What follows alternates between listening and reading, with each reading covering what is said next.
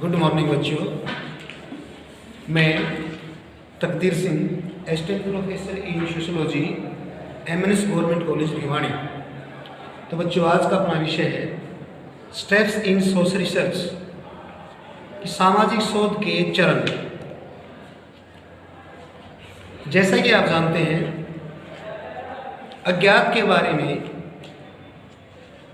जानने की जिज्ञासा मानव की प्राचीन समय से रही है। सर्वप्रथम मानव ने प्राकृतिक घटनाओं के बारे में जानने की कोशिश की।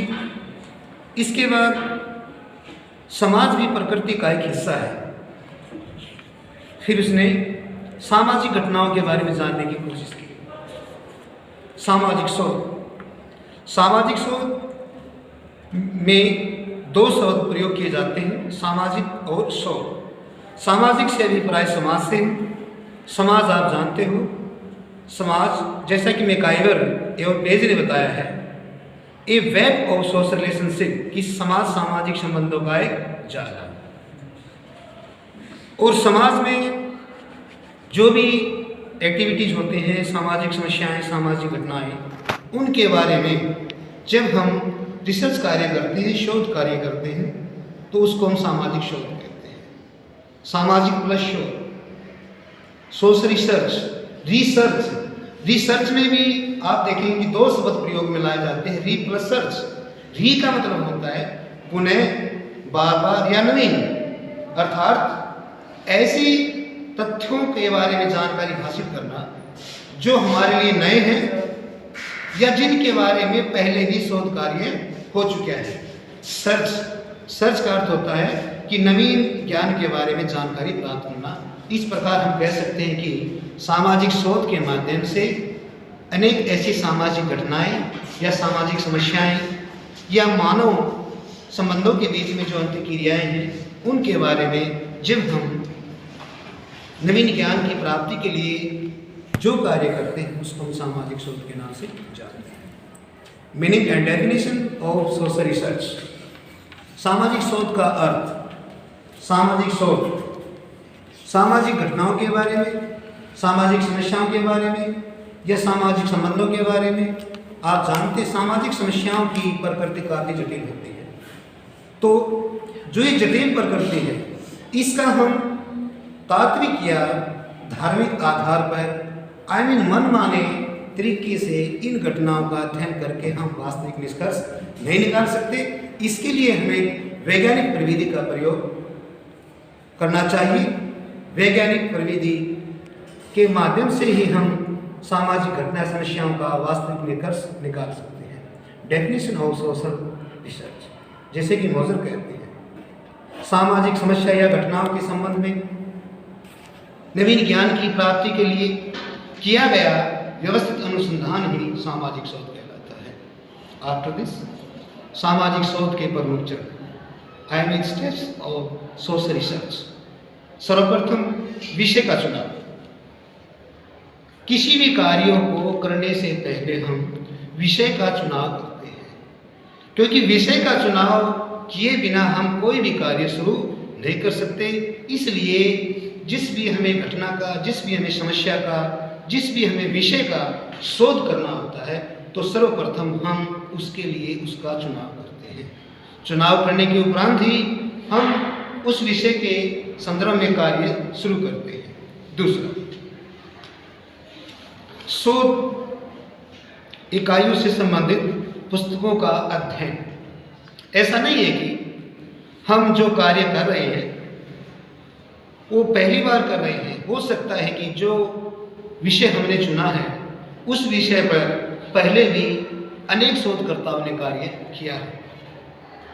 शोध कार्य को जब हम करते हैं, तो उसके लिए हमें प्राथमिक तथा द्वितीय दोनों प्रकार के आंकड़ों की जरूरत पड़ती है। जो द्वितीय आंकड़े जो होते हैं, सेकेंडरी जो डाटा होता है, उसके लिए हमें लिखित रूप में जो पुस्तकों से सामग्री मिलती है, मैगजीन से सामग्री मिलती है, न्यूज़पेपर से सामग्री मिलती है, वो हमें कलेक्ट करनी पड़ती है।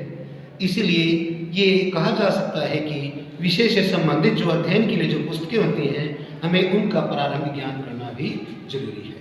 तीसरा, इकाइयों को परिभाषित करना, शोध कार्य का महत्वपूर्ण जो तीसरा जो स्टेप्स है वो कि इकाइयों को परिभाषित करना। जैसा कि आप जानते हो, शोध कार्य में अनेक प्रकार की इकाइयों का समावेश होता है, तो उन इकाइयों को हम अच्छी प्रकार से परिभाषित कर लेने के बाद ही हम इस कार्य में सफलता प्राप्त कर सकते हैं। जैसा अगर किसी आम विद्यार्थी से या किसी आम व्यक्ति से ये पूछा जाए कि समाज क्या है, तो शायद यही कहेगा कि व्यक्ति के समूह को समाज कहते हैं। बट अगर समाजशास्त्र के विद्यार्थियों से ये पूछा जाए कि समाज क्या है, तो वो कहेगा society is a web of social relationship, की समाज सामाजिक संबंधों का जाल है। तो इस प्रकार से हमें इन इकाइयों को परिभाषित करना बहुत ही जरूरी होता है। नेक्स्ट, परिकल्पना का निर्माण। जब भी हमारे दिल में, हमारे मन में किसी भी कार्य करने की इच्छा होती है, तो उस विषय से संबंधित हमारे माइंड में, हमारे दिमाग में एक परिकल्पना होती है। परिकल्पना उपकल्पना। परिकल्पना क्या होती है कि विचारों का एक ऐसा ताना बाना जिसकी सत्यता की जांच करना भी बाकी होता है, उसको हम परिकल्पना कहते हैं। फिर हमें परिकल्पना बनानी पड़ती है। इसके बाद तथ्यों के संकलन के लिए अनेक प्रविधियां, तथ्यों के संकलन के लिए अनेक प्रविधियां। शोध कार्य में तथ्यों के संकलन के लिए अनेक प्रविधियों का प्रयोग किया जाता है। ये प्रविधियां जैसे साक्षात्कार, प्रश्नावली, अनुसूची, सैंपलिंग, अनेक प्रविधियां होती हैं जिसके आधार पर हम सही निष्कर्ष निकाल सकते हैं। इसके साथ साथ डाटा, प्राथमिक एवं सेकेंडरी डाटा। तो शोध कार्य में हमें ये निश्चित कर लेना चाहिए कि हमें किस प्रविधि का प्रयोग करना चाहिए, क्योंकि प्रत्येक विषय की कोई न कोई विषय वस्तु अवश्य होती है और उस विषय वस्तु का अध्ययन करने के लिए हमें किसी न किसी प्रविधि की आवश्यकता अवश्य पड़ती है। नेक्स्ट, तथ्यों का संकलन, डाटा कलेक्शन। जैसा कि आपको बार बार बताया जा रहा है कि डाटा दो प्रकार का होता है, प्राथमिक और द्वितीय डाटा। प्राथमिक डाटा वो डाटा होता है जिसे हम फर्स्ट हैंड नॉलेज कहते हैं, कि पहली बार प्रत्यक्ष रूप से आपसे मिलकर आपसे बातचीत करते हैं और जो हमारा विषय होता है उससे संबंधित हम आपसे सूचनाएं एकत्रित करते हैं। ये प्राइमरी डाटा। दूसरा सेकेंडरी डाटा। सेकेंडरी डाटा द्वितीय डाटा। सेकेंडरी डाटा वो होता है जो कि लिखित रूप में हमें अनेक पुस्तकों से, अनेक मैगजीन से, न्यूज़पेपर से, लेटर से, कहानियों से, आत्मकथाओं से जो हमें प्राप्त होता है, जिसको हम लिखित रूप में कहते हैं, वो हमारा द्वितीय डाटा कहलाता है। आप इसके बाद प्रविधियों का संकलन करने के बाद, डाटा संकलन करने के बाद फिर हम उनका क्लासिफिकेशन व सारणीकरण करते हैं।